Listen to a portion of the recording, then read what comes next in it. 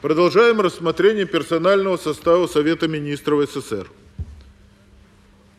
Председатель Совета министров вносит предложение назначить министром СССР товарища Дурасова Владимира Александровича. Он будет работать первым заместителем председателя Госплана СССР. Слово просит депутат Иванов Климент Егорович.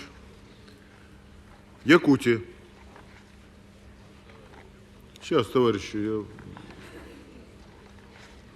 больше нет записавшихся, поэтому вот предоставим слово и будем голосовать. До 5 минут. 402 избирательный округ, Якутская ССР. Уважаемые народные депутаты, уважаемый председатель, я получил ответ от председателя Госплана СССР Таши Маслюкова Юрия Дмитриевича на свой запрос о необходимости решения на союзном правительственном уровне вопросов социально-экономического развития регионов Крайнего Севера страны, особенно районов проживания народности Севера. В ответе говорится о том, что Госплан Союза и Совет министров РСФСР уже приступили к разработке такой программы, и проект программы будет представлен Совет министров СССР в конце текущего года. Такой ответ на этом этапе меня, как народного депутата, удовлетворяет. Товарищи, проблем на Севере накопилось предостаточно.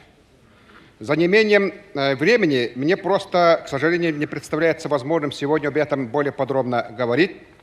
Многие вопросы социально-экономического развития северян находятся прямо-таки в бедственном положении.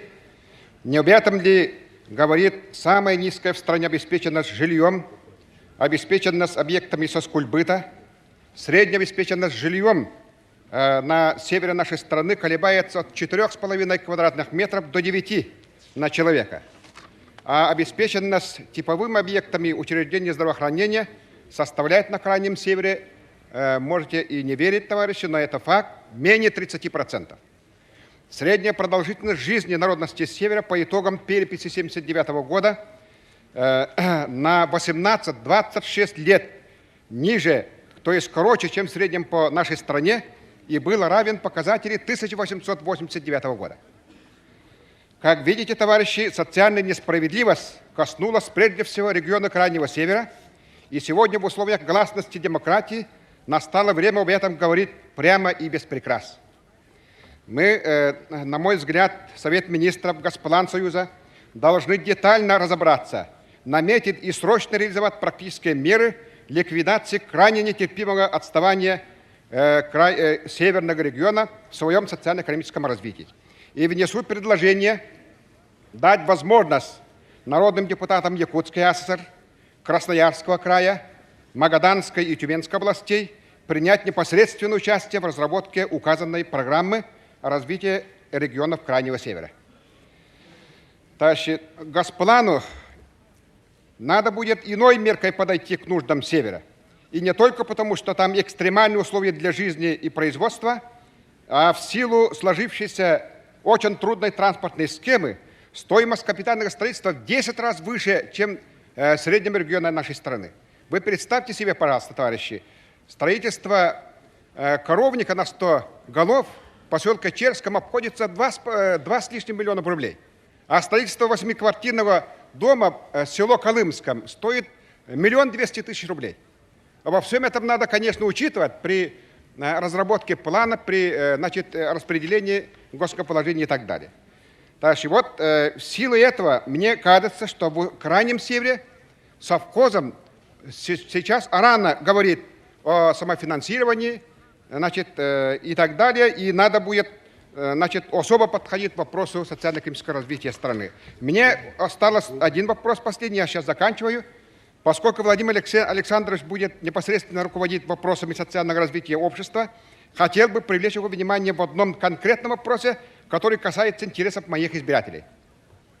Устроить жизнь, товарищи, возле Черного моря и на берегу Ледовитого океана не одно и то же. Об этом каждый должен понимать. Несмотря на эту объективную истину, пенсионер, проживающий в субтропиках и на голой суровой тундре, получает на сегодня одинаковый, сейчас заканчиваю, размер пенсии. Где тут та же социальная справедливость? Это один из самых парадоксов нашей сегодняшней действительности. Владимир Александрович, при окончательной редакции проекта закона о пенсионном обеспечении граждан уже в первом чтении его текста предусмотреть более высокий размер пенсии для пенсионеров, проживающих в Якутской АСР, Магаданской области, Северном регионе Красноярского края и Тюменской области, отличающихся более экстремальными условиями для жизни, а также для них сохранить действующие районные коэффициенты к размерам пенсий. Спасибо за внимание. Я поддерживаю целиком кандидатуру товарища Дурасова. Об этом мы договорились на заседании комиссии. Спасибо. Товарищи, больше выступающих нет. Ставлю вопрос на голосование. Кто за назначение товарища Дурасова министром СССР, прошу поднять удостоверение. Таким образом, товарищи, большинством голосов депутатов в голосовании участвует в соответствии с регистрацией 389 депутатов. Большинством голосов против нет, воздержалось 7. Товарищ Дурасов Владимир Александрович назначается на пост министра Союза СССР. Слово предоставляется депутату Иванову Клименту Егоровичу. Подготовится депутату ЦО.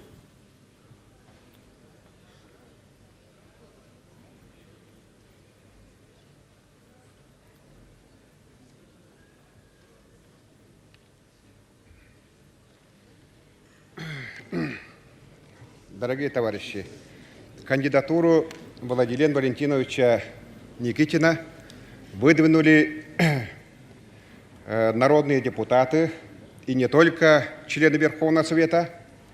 Вот поэтому я считаю, что кандидатура товарища Никитина выдвинута на демократических началах. И очень хорошо, что Николай Иванович принял предложение аграрников, и сегодня идет обсуждение его кандидатуры.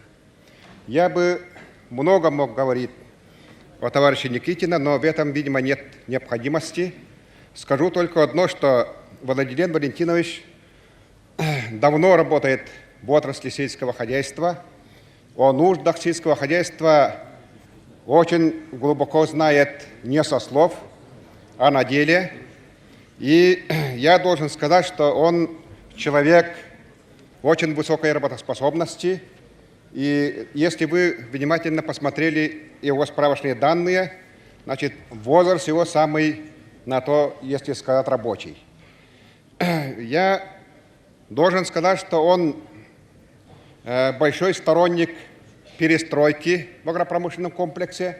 Об этом я убедился неоднократно во время встречи у него на приеме и в его практических делах. И не случайно, товарищи, я, наверное, скажу реальную вещь, несмотря на то, что по стране прошли времена шельмования работников аппарата агропромышленного комплекса во всех уровнях, тем не менее аппарат Госагропрома Российской Федерации во главе основным старшим Никитиным прошел успешно, я думаю, этот этап. Вот. И это тоже немаловажно. Это немаловажно. Я считаю, что кандидатура Владимира Валентиновича самая подходящая, и всех призываю за него голосовать.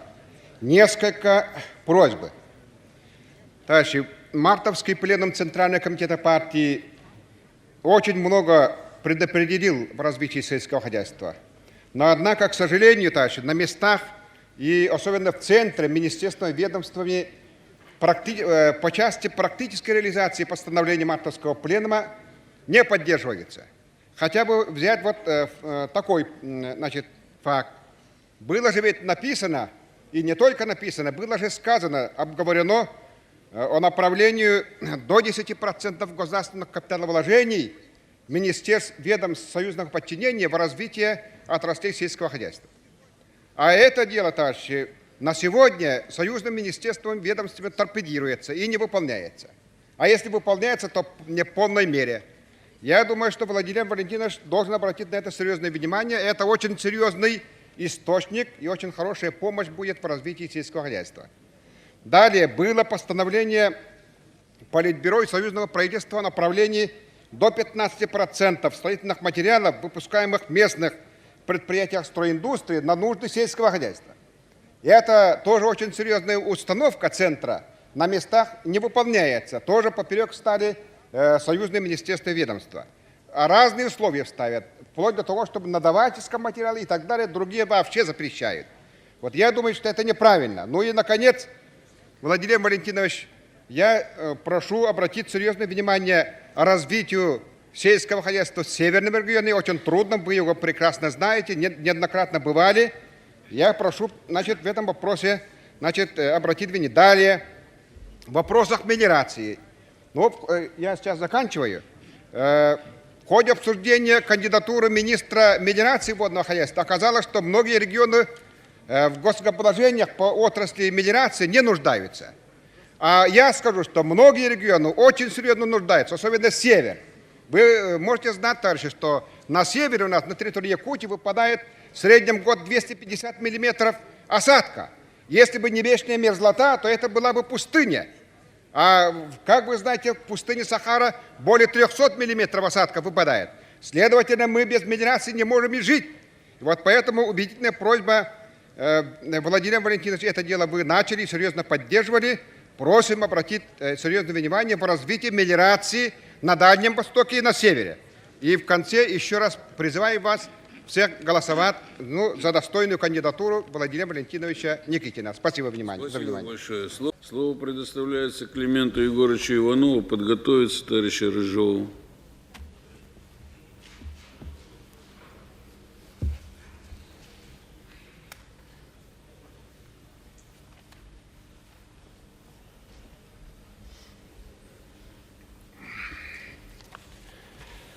Товарищи, с моей точки зрения, принятие закона о правовом режиме чрезвычайного положения необходимо, потому что этого, видимо, требует сегодня ситуация в нашей стране. И я совершенно согласен с выступившим народным депутатом, что принятие этого закона может служить как бы даже и профилактикой таких явлений, как являясь кодексом правовых норм и для граждан, и для, значит, общественных, формальных, неформальных организаций, в которые в последующем могут быть тянуты такие, значит, явления.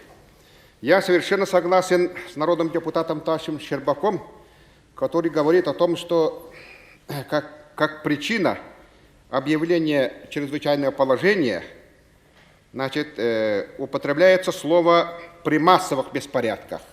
Это очень широкое понятие, вот поэтому надо будет действительно конкретизировать.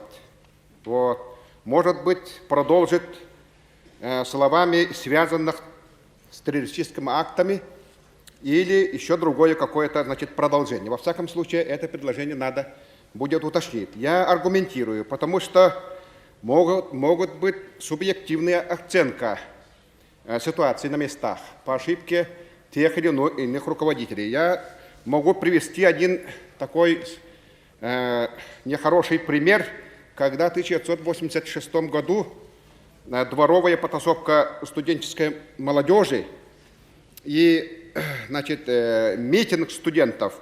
В то время председателем КГБ, бывшим председателем КГБ и бывшим министром внутренних дел преподнесены как массовые беспорядки. И этот митинг был преподнесен как проявление национализма. Вот. Потом это нашумевшее преподнесение было, значит, рассмотрено вплоть до секретариата Центрального комитета КПСС. Вы об этом знаете? Ну и впоследствии с легкой подачей секретаря Центрального комитета комсомола товарища Мироненко оно прозвучало в отчетном докладе ЦК ВЛКСМ совершенно в искаженном виде.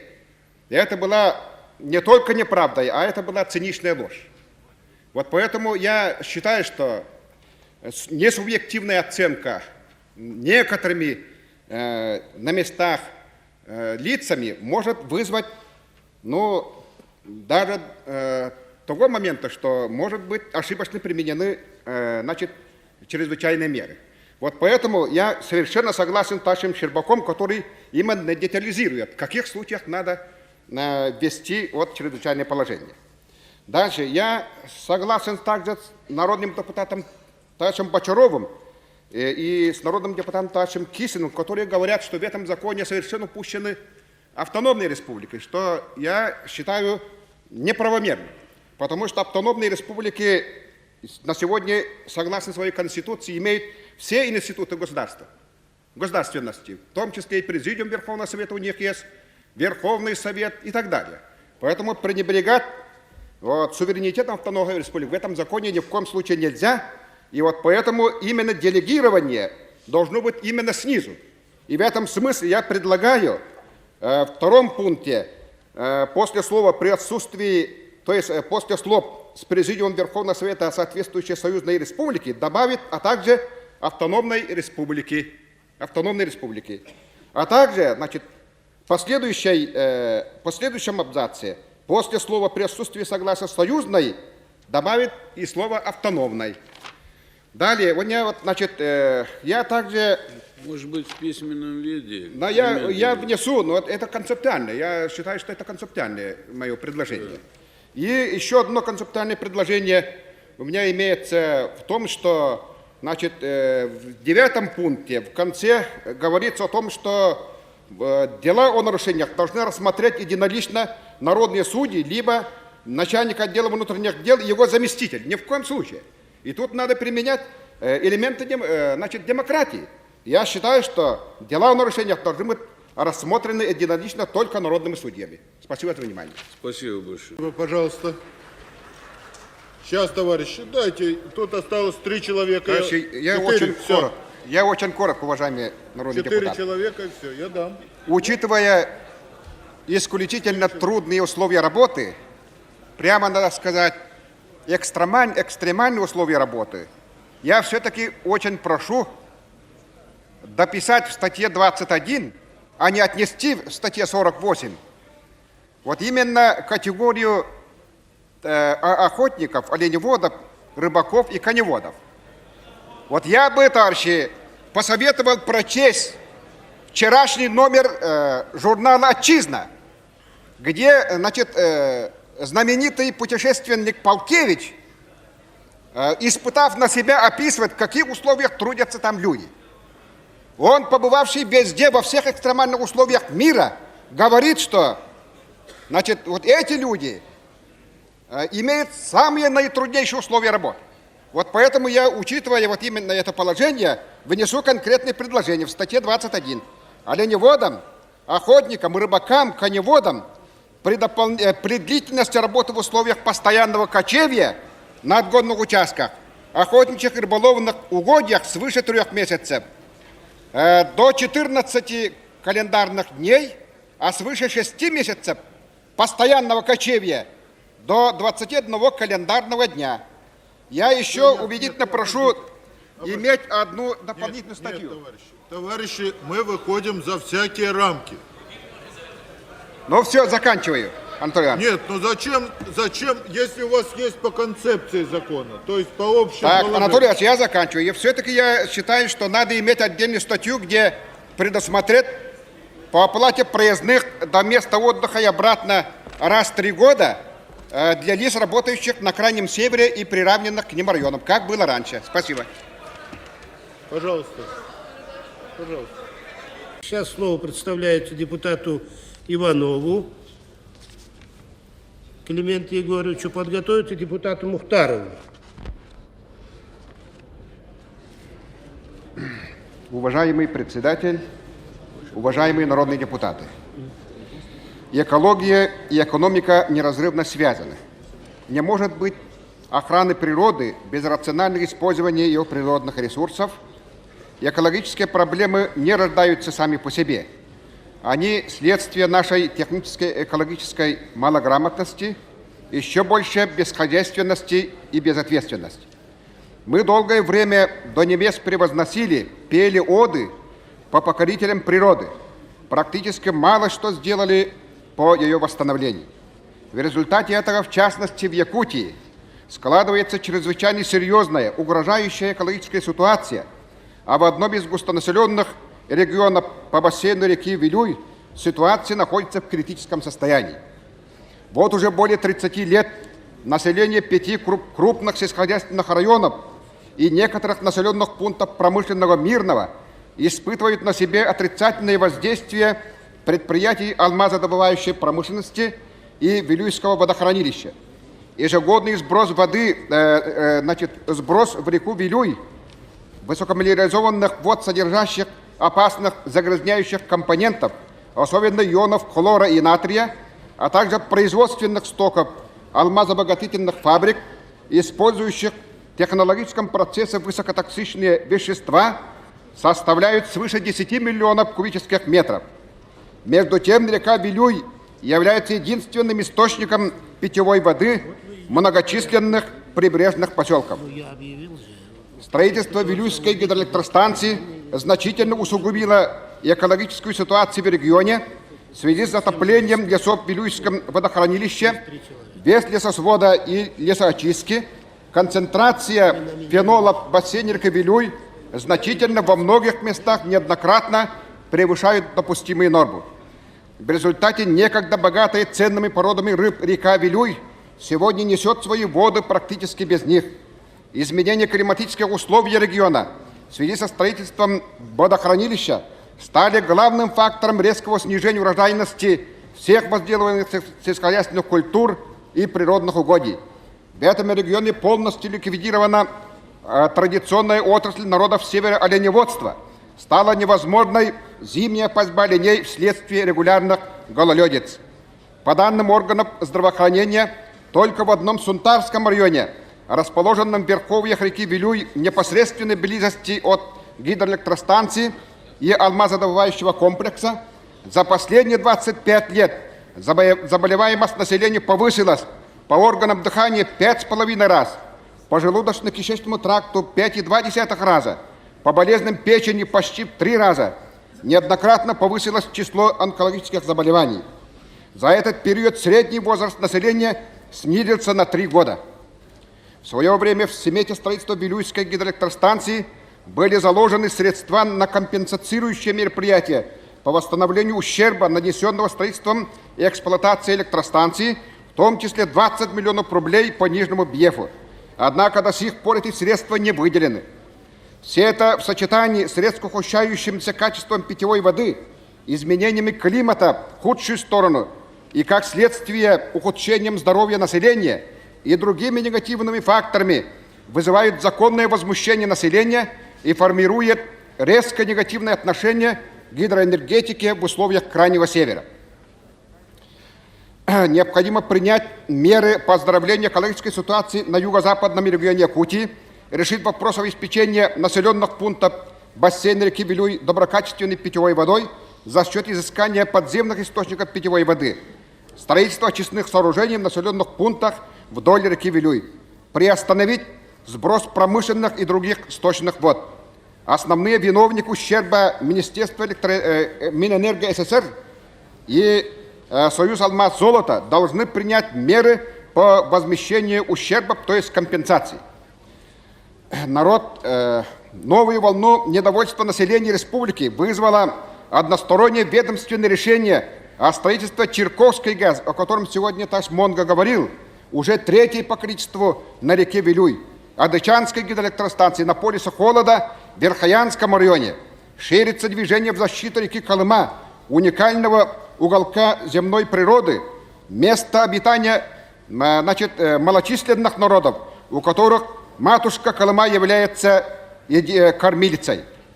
Вот последствия нельзя пересказать, товарищи, но за имением времени на этот вопрос я не останавливаю.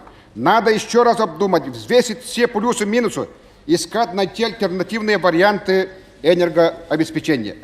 Теперь, товарищи, о подземных ядерных взрывах. Я понимаю и разделяю беспокойство жителей Семипалатинска, но как понять подземные ядерные взрывы вне таких обустроенных полигонов? Попытка интенсифицировать разведку нефти и газа с помощью ядерных взрывов ничего практически не дали. Начиная с 1973 года на территории Якутии произведено 12 подземных ядерных взрывов. Я задал вопрос во время первой сессии Верховного Совета заместителю председателя также Белоусову, какой научный институт разработал технико-клиническое обоснование и дал рекомендацию по применению подземных ядерных взрывов в условиях вечной мерзлоты и какая гарантия их безопасности для окружающей среды. Конкретного ответа я тогда не получил, кроме простых перечислений произведенных взрывов. Кстати, специалисты единственного в Союзе Института мерзлотоведения, находящегося в городе Якутске, не были поставлены даже в известность, не говоря о консультациях с ними. Науке о вечной мерзлоте известно, что в слое вечной мерзлоты всегда присутствует вода, ледяные линзы, способные оттаивать и мигрировать по подземным жилам. В них много трещин и тектонических разломов. К тому же район, где произведены 7 последних подземных взрывов, является водоразделом крупнейших рек Лены и Вилюя. Однако, ничего практически из этих взрывов мы не получили экономической выгоды. Однако изуродована природа, нанесен серьезный урон окружающей среде. Во всех встречах с избирателями неизменный наказ добиться прекращения опасных для окружающей среды для населения, для здоровья республики подземных ядерных взрывов в условиях вечной мерзлоты. Раньше все это являлось следствием административно-нажимного диктата со стороны руководства высшего эшелона. Согласие местных руководителей даже не спрашивали. А сегодня этого нельзя допускать. Мои избиратели, трудящиеся республики, требуют принятия дополнительных мер в местах произведенных взрывов по обеспечению полной безопасности для окружающей среды, полного прекращения подземных ядерных испытаний в условиях вечной мерзлоты под видом производственных нужд. Осудить волюнтаристские действия организаторов и исполнителей этого антинародного акта, привлечь их к ответственности за содеянное. Товарищи, просим конкретного разбирательства и вмешательства в экологической ситуации Якутской АСР товарища Догижиева и товарища Воронцова, ответственных в Совете министров СССР за такие дела, а также прошу учесть мои предложения в окончательной отработке проекта постановления. Спасибо за внимание. Слово имеет депутат Мухтаров. Да, пожалуйста. Товарищи, на севере, как известно, проживают малочисленные народы и коренные северяне, которые родились и постоянно живут там, независимо от национальности. Там и русские, украинцы, якуты и так далее. Но для них единственным источником существования и развития являются традиционные отрасли. Оленеводство, охотпромысел и рыбодобыча. Однако я предлагаю внести постановление, дополнение, касающихся для этого региона. На мой взгляд, сейчас настал момент, когда надо выступить в защиту интересов этих коренных северян. Пожалуйста, читайте формулировку. В соседних государствах, в частности в Швеции, Норвегии, Финляндии, такой закон есть, который защищает интересы этих малочисленных народов. У нас такого нет. Пожалуйста, в связи с этим появились притязания министерств и ведомств на угодья, в особенности на ход угодья, на рыбные угодья. Обождите. Для исключения такого я предлагаю внести постановление такой пункт. Пожалуйста, спокойно, товарищи, внимание, предлагается пункт, поэтому вы спокойно, не торопясь, прочитайте нам этот пункт и куда его вставить. Но этот пункт ни в коем случае не будет противоречить организации любительской охоты, рыбалки и так далее. Понятно, но вы Значит, я предлагаю такой пункт. Где? Куда Значит, вставить? постановление в конце. В конце? Да. Пожалуйста. В местах проживания малочисленных народов севера, в традиционных отраслях, таких как оленеводство, охотпромысел и рыбодобыча, являющихся единственным источником существования и развития этих народов, допускать действие статей этого закона по отношению лиц, принадлежащих представителям малочисленных народов и коренным представителям данной местности, а также только в составе предприятий агропромышленного комплекса. Я почему называю агропромышленный комплекс, я подчеркиваю.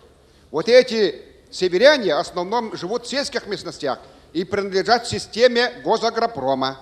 Для них должно быть исключение. Понятно. Я прошу вашу формулу. Передайте, пожалуйста, вот сидит Сергей Сергеевич Алексеев в первом ряду.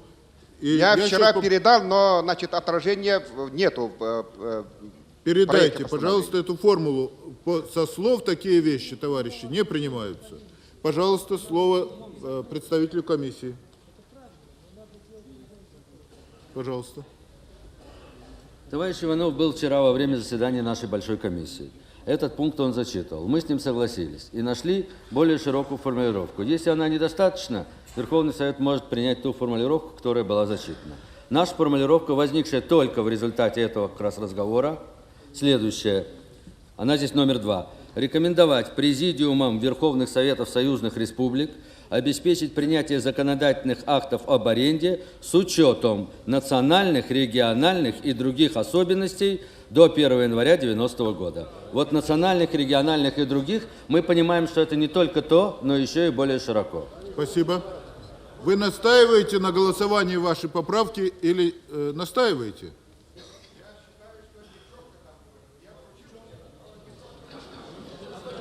Товарищи, вы по этому же вопросу? Обождите. Я думаю, что, во-первых, проживание народности Севера, это, конечно, в значительной степени относится к определенным республикам нашим. Это ясно совершенно. Сюда в целом эта формулировка заложена. Но раз депутат настаивает, я должен ее проголосовать. Правда, да? Таким образом, у нас есть формулировка, это пункт 2 постановления, вы его видите. Да? И есть формулировка, предложенная депутатом. Если сейчас мы поддержим этот пункт, тогда мы не будем принимать в этой формулировке, а формулировку, конечно, передадим и в Президиум Российской Федерации, и в Совмин. Что же касается, если же мы сейчас ее не примем, тогда мы поручим комиссиям доработать вот этот пункт. И тогда будем голосовать еще раз. Пожалуйста, товарищи, кто за то, чтобы принять это пункт 2 этого постановления в той формулировке, которую предложила комиссия, и которая, как считает комиссия, учитывает предложение депутата, прошу голосовать. Кто за?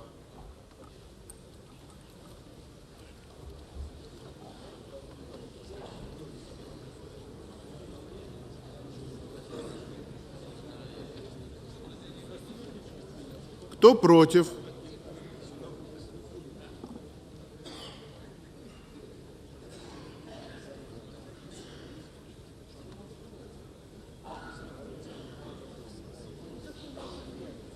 Кто воздержался?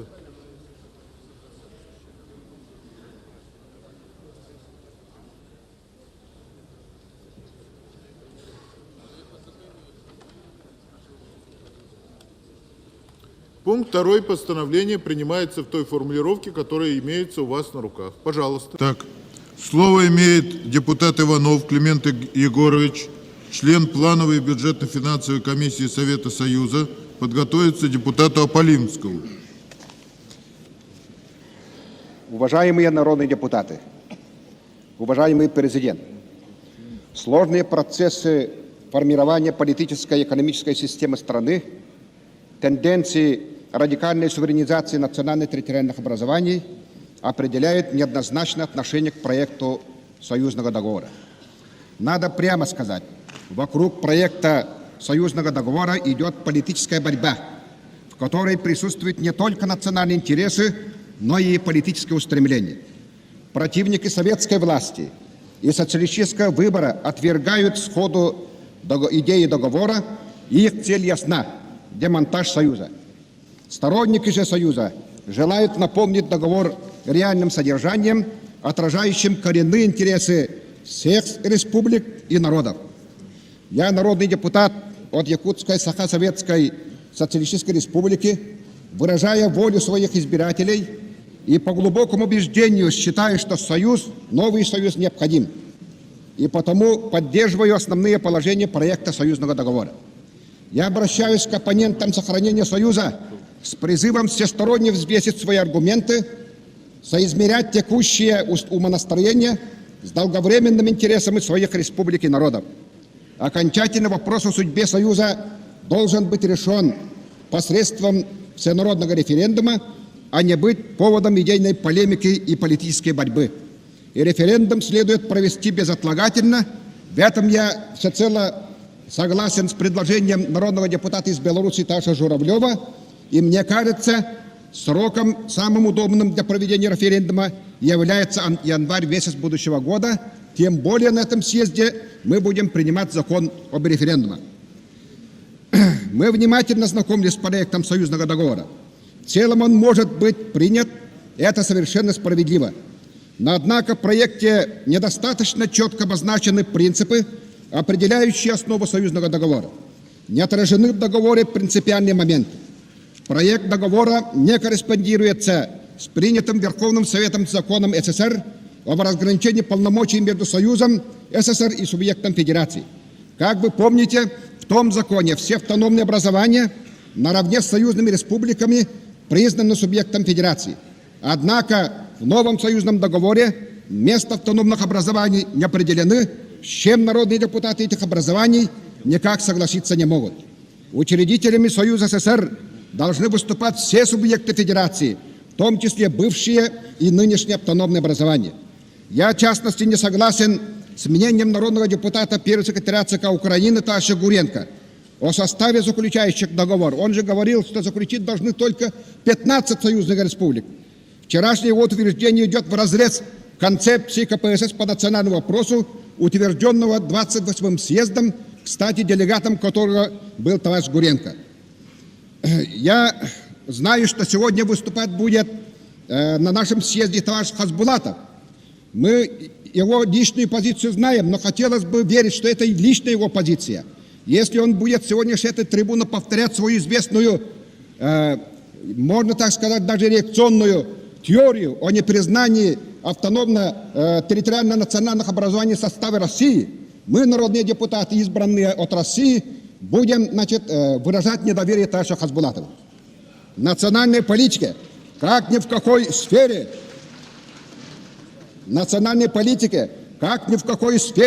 нужна мудрость, а в такой политике, ограничивающей права других, нет мудрости. К тому же этот принцип исходит из Декларации прав народов России, подписанной Великим Лениным еще в 1917 году. Этот исторический документ как никогда стал актуален сегодня, когда мы всему миру объявили об обновлении нового общества, о строительстве гуманного демократического социализма, основанного на уважении цивилизованных традиций и общечеловеческих ценностей. Мы, представители прежних автономий, считаем, что в этом четко определено в декларациях о суверенитете.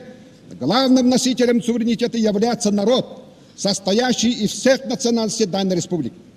Поэтому опасение о том, что признание суверенитета прежних автономий приведет к распаду союзных республик, не имеет под собой никакой почвы.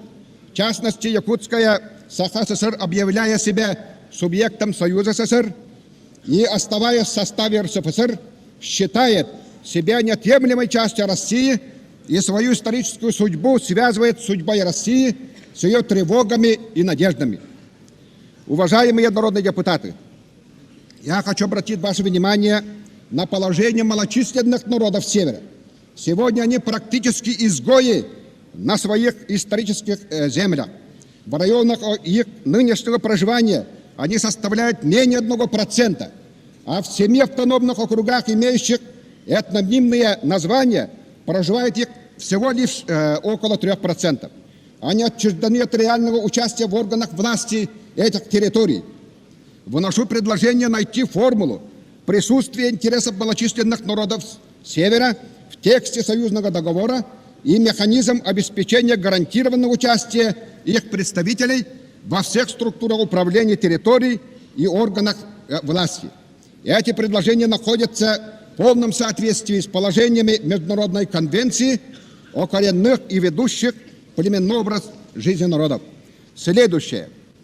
Также мы стоим на пороге утверждения правового равноправия народов. Но, к сожалению, на старте осуществления нового союзного договора между правовым и фактическим равенством существует, к сожалению, огромный разрыв. И это видно из показателей уровня жизни населения и социально-экономического развития Крайнего Севера, Восточной Сибири и Дальнего Востока, которые являются самыми низкими по стране. И это несмотря на то, что регион считается валютным цехом основным поставщиком сырьевых ресурсов для всей страны, в том числе для Прибалтики, Украины, Молдовы, Закавказья. Поддерживая выступление народного депутата Ангапова, предлагаю в 5 статье предусмотреть создание специального фонда для стимулирования социального развития указанных районов. Эта проблема, товарищи, не должна быть заботой одной России. Здесь очень уместна мудрая пословица «долг платежом красен». Далее, я согласен с теми народными депутатами, которые выразили мнение большинства советских людей о сохранении названия нашей страны, в том числе закрепить положение о социалистическом характере нашего государства. Еще один, если один из субъектов федерации будет возражать и настаивать на капиталистическом или ином выборе, то коррективов в названии можно ввести после референдума. Поэтому для размышления до подписания договора, поддерживаю о дополнении проекта еще одним принципом, товарищи. Он будет состоять в следующем. Формировании и развитию гуманного, демократического, социалистического общества все субъекты федерации обеспечивают свободное развитие и защиту всех форм собственности, методов хозяйствования и внешнеэкономических соглашений. Такая формулировка подтвердит наш социалистический выбор, одновременно откроет путь к рыночным отношениям, многоукладному хозяйствованию, национальному и гражданскому согласию. И, наконец, о сроках подписания договора. Мне представляется, что затягивание сроков заключения договора значительно усложнит создание обновленного Союза. Ссылка на то, что союзный договор нельзя подписать до принятия Конституции Республики, на мой взгляд, не имеет под собой оснований. Наоборот, по моему глубокому убеждению, положения союзного договора должны иметь отражение именно в республиканских конституциях. В связи с этим выношу предложение немедленно приступить к доработке союзного договора и его заключению. Доработанный текст договора после референдума в январе месяце положить на стол, и те субъекты федерации, которые уже определились, пускай начинают заключение договора. Уважаемые народные депутаты, с чувством боли и тревогу за судьбу нашего многонационального государства, за счастье и благополучие народов, призываю вас вспомнить объединяющие истоки нашей сложной и драматической истории, сообща взяться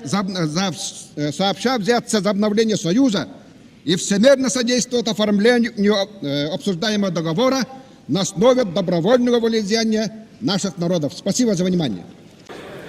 Спасибо. Первый микрофон. Я сейчас дам слово.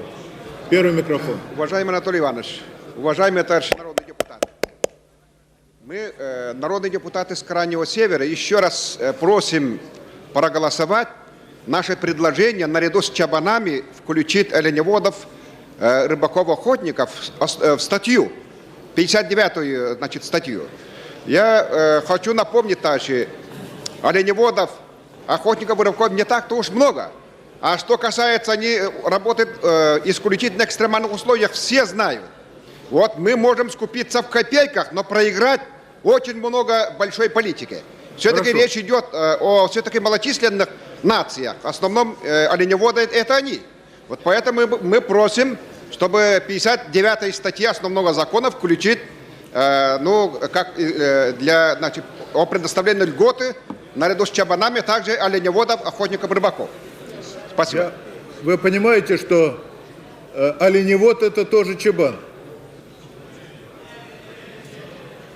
Товарищи, я хочу вам сказать, это просто название. Фактически, да, а табунщик? Табунщик. Давайте будем говорить прямо, что это просто название определенное, которое должны определить профессию. Потом мы по Крайнему Северу приняли. Пожалуйста, по Крайнему Северу мы приняли специальную статью. Пожалуйста, второй микрофон. Так, нет, товарищи, обождите. Голосовать вот только выступающих. По этой статье еще у вас? По этой, пожалуйста, второй микрофон. Сейчас Нет, видите, я думал, значит, обсуждение начнется назовите по себя, пунктам. пожалуйста. И вышел по пункту А. По первому, то есть не по этому вопросу. Нет, не по сельскому хозяйству. Нет, не по сельскому, по первому пункту. Я хочу, А, нет, товарищи, ну раз начали по сельскому хозяйству, давайте мы немножечко закончим, хотя бы подведем здесь итог. Кто еще по этому вопросу? Пожалуйста, второй микрофон. Уважаемый Анатолий Иванович, уважаемые назовите народные себя. депутаты, народный депутат Иванов. Иванов.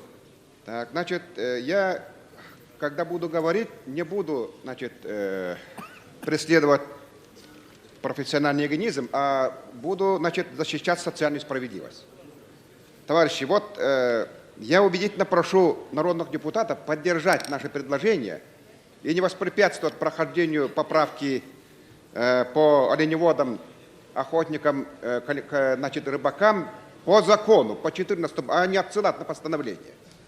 Товарищи, мы должны понять, что за условия на Крайнем Севере для оленеводов, охотников, рыбаков. Это же действительно самые экстремальные условия. Не только для работы, а для жизни своей, для самой жизни. Мы, конечно, вот возвеличиваем отдельных спортсменов, которые достигают Северный полюс, Южный полюс. Я согласен с этим, это действительно мужественные люди. Но оленеводы, товарищи, это ведут вдвойне мужественный образ жизни. Там фактически, как в народе говорят, 12 месяцев зима, остальное лето. Не говоря там, значит, и других трудностях. Поэтому я убедительно прошу еще раз рассмотреть нашу поправку народных депутатов с Крайнего Севера и выносить отдельный подпункт в, значит, 14 статье. Оно находится на руках у Николая Николаевича.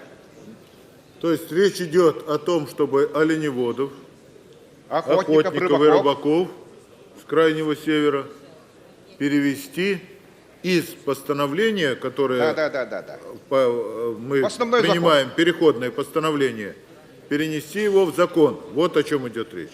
Да. Понятно, да? Хорошо. Правильно, спасибо. Депутат Аманов. Итак, я думаю, что мы сейчас сначала закончим замечания, которые имеются по этому разделу, чтобы потом обсудить статью 24. Речь идет об исчислении стажа для назначения трудовых пенсий. Какие еще есть замечания по этому вопросу? Пожалуйста, вы давно. Второй микрофон. Иванов, Назовите народный себя. депутат. Так, Анатолий Иванович, Да, товарищи народные депутаты, у меня, значит, такое предложение. да. В тот раз Владимир Иванович в своем выступлении привел, значит, сравнение природно-климатических условий Аляски и Чукотки, с которым нельзя согласиться. Потому что я знаю, и вы, наверное, все знаете, что Восточная Сибирь и Колыма не имеют себе аналога по условиям природно-климатическим.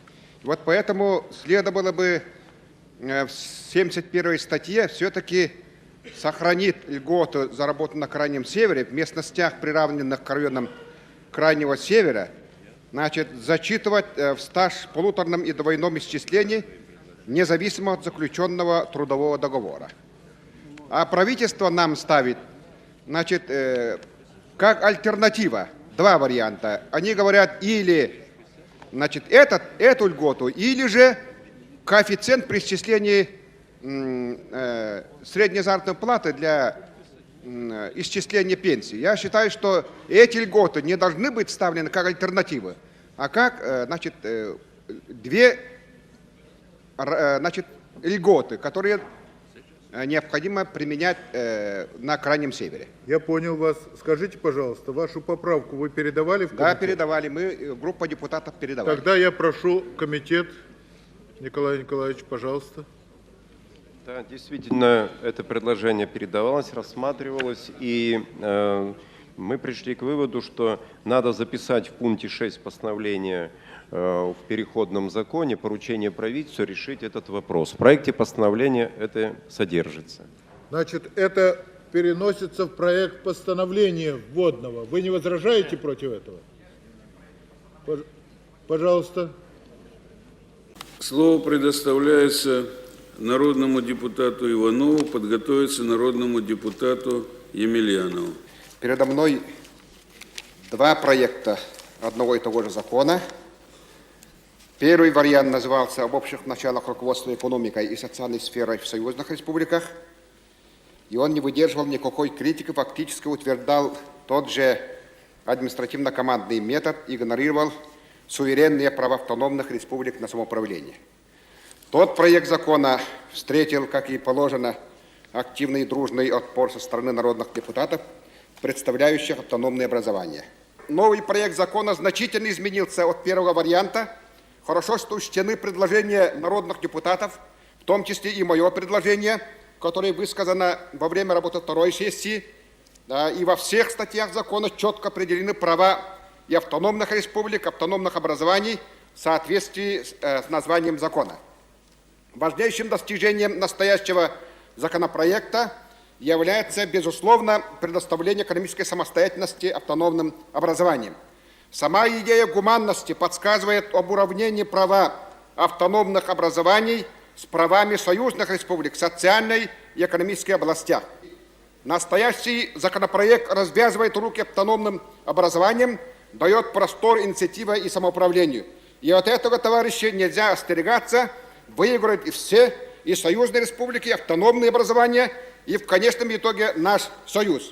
Но, на мой взгляд, логичнее было бы сначала определить компетенцию союзных автономных республик, поскольку мы сейчас ведем речь о децентрализации и демонополизации. И, исходя из этого, определить компетенцию нашего союза. Следовательно, статьи номер 1 и статьи номер 2 надо бы менять местами. Но это, значит, мое собственное суждение, и в конце предлагаю проект закона одобрить. Слово предоставляется народному депутату Иванову, подготовиться народному депутату Черняку.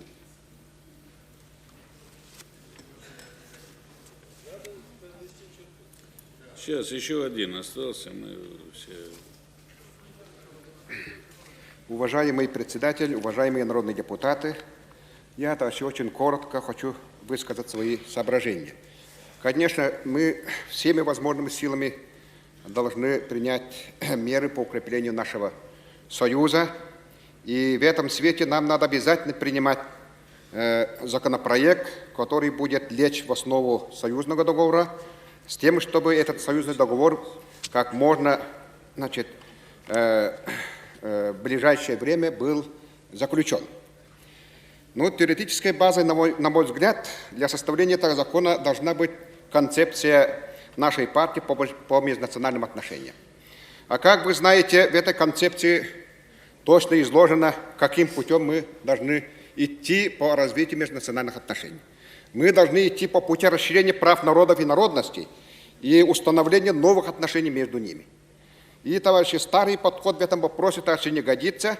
И в этом смысле я хотел бы обратиться к нашим некоторым уважаемым народным депутатам, которые сегодня высказывают какие-то опасения, какое-то, значит, несогласие с тем, чтобы поднять суверенитет автономных республик хотя бы близко к статусу союзных республик. Я совершенно с этим не согласен. Значит, вы, наверное, должны также знать, что за 70 лет нашей власти, и это также очень хорошо и даже очень прекрасно, что стирается, в конце концов, грань между союзными и автономными республиками. Значит, сегодняшняя автономная республика что из собой представляет? Это же крупнейшие промышленные комплексы. Это же они имеют очень большой удельный вес в общесоюзном разделении труда. Поднялось национальное самосознание, культура поднялась. Это же наше достижение. И надо этому только радоваться, что поднимается именно статус автономных республик на сегодняшний день, и практически стирается грань между большими и малыми нациями. Это же великое завоевание социализма. И надо только этому радоваться и приветствовать, и заложить в основу наших принимаемых законов. В этом смысле, товарищи, я хочу, чтобы вы согласились именно с изменением, значит, названия нашего законопроекта, с которым тут дальше тоже выступили. Значит, законопроект должен быть назван, значит, как разграничение полномочий Союза и субъекта Федерации. Дальше, товарищи, значит, каким будет Союз? Это также немаловажно. И мы скоро будем принимать новую Конституцию, и, видимо, сегодняшний закон, который мы будем утверждать, он будет как раздел нашей Конституции по национальному государственному устройству. И вот поэтому я, значит, предлагаю преамбулу расширить и, значит, заменить. Вот, наше предложение плана бюджетной комиссии и лично мое предложение по содержанию этой преамбулы значит, мы передадим комиссии. Я сегодня за неимением времени буду распространяться. Словом, мы должны четко сформулировать в этой преамбуле, что такое наш союз. Без этого, товарищи, нельзя. И такое короткое замечание. На мой взгляд, значит, я тоже согласен с сомнениями товарищей, которые высказывают, чтобы имели союзная республика права на международные связи, на установление консульских, посольских отношений и так далее. На мой взгляд, от этого надо, видимо, воздержаться. Потому что в нашем союзе этот момент как раз будет не централизирующий, не усиливающий наш союз момент, а наоборот разъединяющий и ослабляющий. Вот поэтому я считаю, что надо воздержаться от этого пункта. Дальше мое замечание по 7 статье. Нет, пожалуйста, замечания по статьям в письменном хорошо. виде в комитете. Спасибо. Я в целом тогда, значит, предлагаю принять за основу, значит, настоящий законопроект. Спасибо. Я считаю, что из всего перечня, который здесь был назван, будет реалистично, если мы возьмемся за разработку хорошего закона об изобретениях и закона об авторском праве. Надо начинать с чего-то. А такой огромный перечень при наличии такого огромного объема работы, который мы сейчас здесь проводим, это нереально, особенно в 90-м году. А вот эти вот рекомендации, мы можем определить сроки.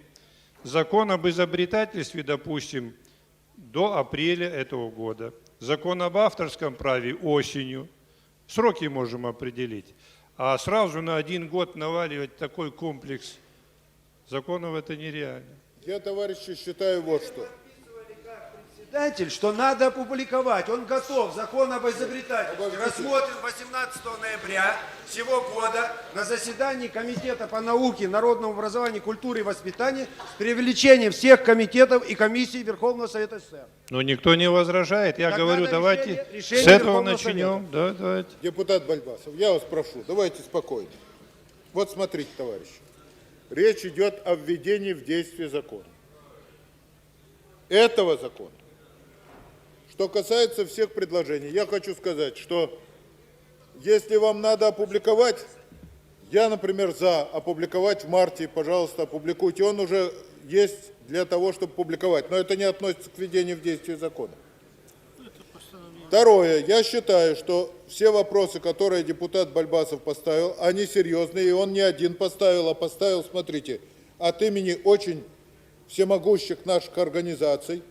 Это и ВАИР, и Всесоюз научно-практическая конференция НТП и так далее. Я считаю, что все эти предложения необходимо передать в Комитет по законодательству, Комитет по промышленности, принять по этому поводу наше общее решение с тем, чтобы они определили очередность разработки закона. Как? Не уходить от этого. Я за. Давайте опубликуем. Для этого не требуется переходный закон.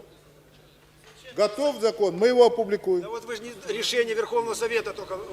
Для этого не требуется переходный закон включать эту норму. Понятно? Пожалуйста, второе предложение. У меня по 2 абзацу 4 пункта постановления. Так. Очень хорошо, что мы почти недогласно утвердили закон. Сейчас его надо реализовать. Но, как вы знаете, все автономные республики и области с 1 января переходят на самофинансирование, на полный хозрасчет, поэтому очень важно объективное разграничение имущества союзных, союзной собственности, собственности союзных республик.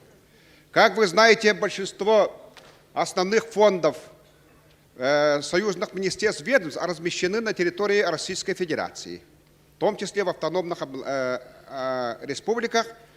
Вот поэтому, если мы произведем разграничение имущества в таком виде, в каком указано в этом абзаце, то мы можем поставить очень невыгодное положение наше российское правительство. Он один на один останется при разграничении союзными министерствами. И этого нельзя допускать. Поэтому Я предлагаю, значит, Совету министров СССР до 1 июля 1991 года обеспечить совместно с правительством союзных республик с участием автономных республик.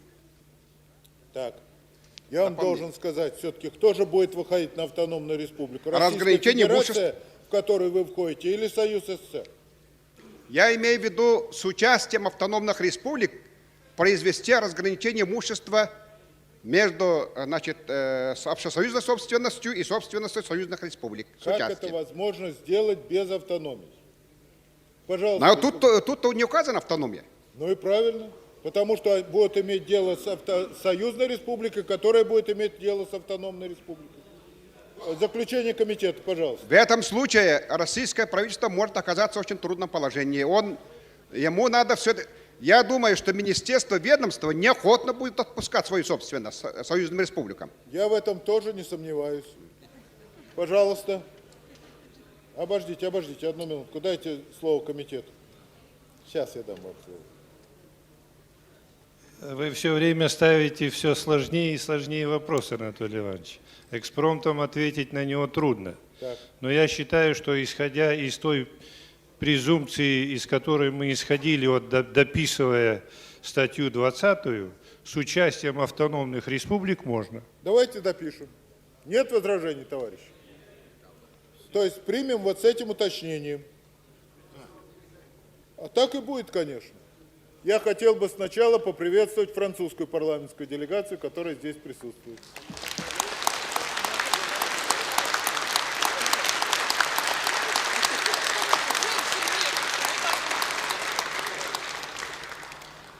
Итак, хорошо. Они присутствуют при особом акте, когда мы приняли только что закон о собственности. Пожалуйста. Во-первых, я хочу сказать вам, напомнить, что у нас статья 20 в двух вариантах. Поэтому у вас по статье 20, депутат Сазон? Пожалуйста, сейчас мы послушаем ваше предложение, потом, у вас тоже по статье 20?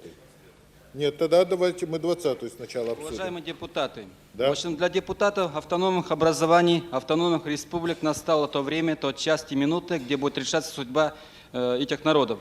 То, что товарищ представитель из Казахстана предложил, конечно, я понимаю, он заинтересован в развитии своей союзной республики и хочет записать здесь собственность только союзных республик. Конечно, возможно, для Казахстана, для Прибалтики это подходит, но это совершенно не подходит для Российской Федерации, где сконцентрировано в основном автономное образование. Поэтому статья 1, в общем-то, статья 1, то есть пункт 1, статья 20, она должна оставаться так, как записано. Но здесь речь идет о пункте 2 статьи 20. То, что предложила согласительная группа сегодня нам, смотрите, что здесь записано. А также для использования другого имущества, которое, согласно части 2 статьи 21 настоящего закона, отнесено к общесоюзной собственности, производится по соглашению между Союзом СССР и соответствующей союзной республикой. Значит, сегодня у нас собственником является пока Совет министров СССР. Принимает решение, где размещать производительные силы, обороны и так далее, без согласия автономных образований союзных республик. А сегодня, согласно этой поправке, записывается так, что согласие такое будет получать уже союзная республика. Какая нам разница представителям автономных образований, где находится собственник, в Кремле или на Краснопресненской набережной, дом 2? Для нас никакой разницы нету. Поэтому предлагаем пункт 2 статьи 20 оставив в той редакции, которая была предложена ранее, до вчерашнего дня. Вот почему я предлагаю этот пункт. Обязательно оставить той редакции. Депутат Сазонов предлагает... Не принимать поправку, предложенную согласительной группой. Вот вы видите, товарищ, это на отдельном листочке записана другая формулировка статьи 20, пункт 2 статьи 20. Вы видите, да? Да. Так, у вас по этому же вопросу? Нет, давайте, Юрий Юрьевич, я вам дам слово по статье 19, пожалуйста. У вас по этой статье? Пожалуйста, депутат Плотникс. Если согласиться с вариантом первым, который по сравнению с другим, статьей 4А, конечно, более корректен, то тем не менее возникает целый ряд вопросов.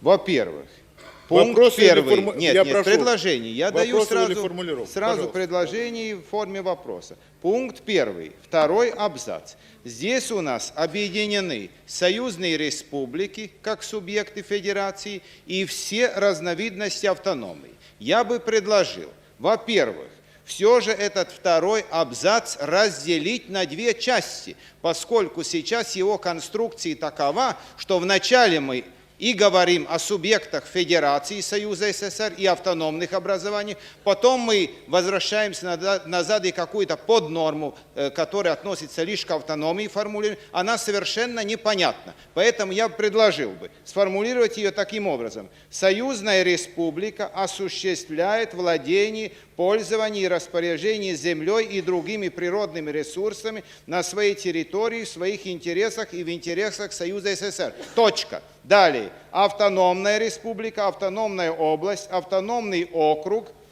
другое автономное образование осуществляет эти правомочия в интересах СССР, Союзной республики и в рамках их законов. Разделить на две части, по крайней мере. Вы передавали это замечание в комитеты? В свое время я их передавал. Мы Благодарю дискутировали очень долго. И в этой связи еще одно предложение. Надо подумать и о том, здесь у нас появляется термин «другое автономное образование». Оно было, правда, и на проекте, который рассматривался на совместном заседании. Пока таких у нас нет, есть ли смысл в союзном законе вводить такие понятия, которые совершенно непонятны? По пункту второму. Я предложил бы в этой связи вернуться назад к тому проекту, который у нас прорабатывался на согласовательной комиссии, здесь он имеется, и тогда мы все же договорились, что используем принцип сервитута, что республика передают ведение Союза СССР. Это корректно, это отстаивается, учитывается и союзные интересы, и союзных республик. Так как это сформулировано сейчас, появляется, даже с точки зрения правоведения, это некорректно. В ведении находятся земельные участки. Так что это? Распоряжение, использование или что-то и другое. Понятия не расшифрованы. Это означает, что мы, по сути дела, имеем такую ситуацию, когда на территории суверенного государства Союзной Республики имеются анклавы, которые являются экстерриториальными. Это неприемлемо с точки зрения ни государства, ни гражданства. Мое предложение вернуться назад к той редакции, которая у нас была в согласовательной комиссии еще до того, и звучит таким образом. Союзная республика, автономная республика и другое автономное образование предоставляет ведение Союза СССР на безвозмездной основе земельные участки и другие природные объекты без права их хозяйственного использования для размещения вооруженных сил, пограничных войск, оборонных объектов. И на началах договора все остальное. Спасибо. Так, одну минутку. У вас по этой же, товарищ Прокофьев? А? Нет, по 19-й. У вас по этой статье? Я вам дам, товарищ Прокофьев. Садитесь, я обязательно дам вам слово. У вас по этой статье? Пожалуйста. Так, я согласен первым вариантом 20 статьи. Так. Так, и буду голосовать за это. Так. А что касается второго пункта, Да. то я не согласен с предложением согласительной комиссии по предложению народного депутата Бронштейна, Да. а согласен и всецело отражает интересы Союзной Республики, автономных образований, предложение товарища Плотинца, Понятно. народного депутата. Спасибо. Вот за это буду голосовать. И, значит, действительно, товарищи, вот без согласия мнения автономных образований изъять и передать во использование, значит, даже и на оборонную цель, а автономная республика граждане исключительно большие патриоты, конечно же, никто не будет воспротивляться. Но, однако, спросить с них надо, потому что, видимо, пойдет речь, значит, об испытательных полигонах, о местах захоронения отходов и так далее. Вот поэтому, минуя мнение автономных образований, ни в коем случае такие вещи делать нельзя. Благодарю. Так. Вопросов больше нету? Пожалуйста, вопрос, товарищ Иванов.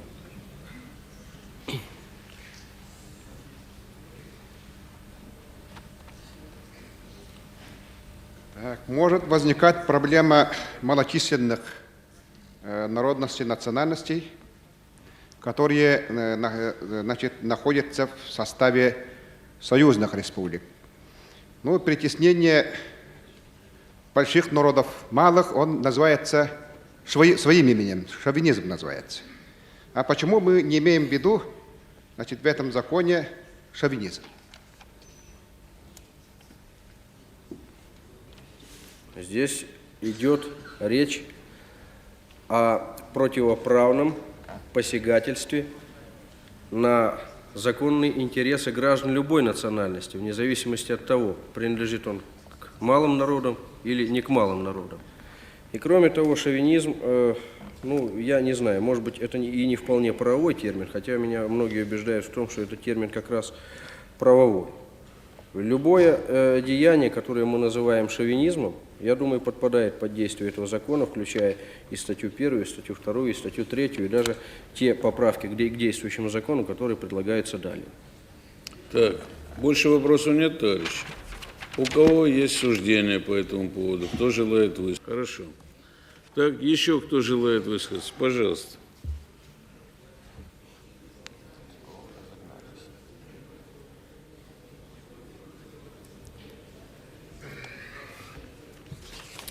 Конечно, товарищи, нам надо обязательно, как зеницу ока, беречь дружбу народов. Это наша святая обязанность, поскольку мы многонациональное государство.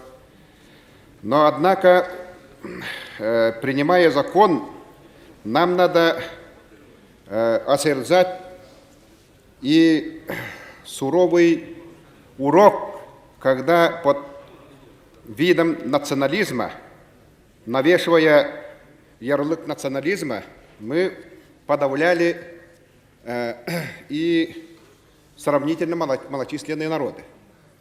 Вот поэтому я не случайно задал вопрос.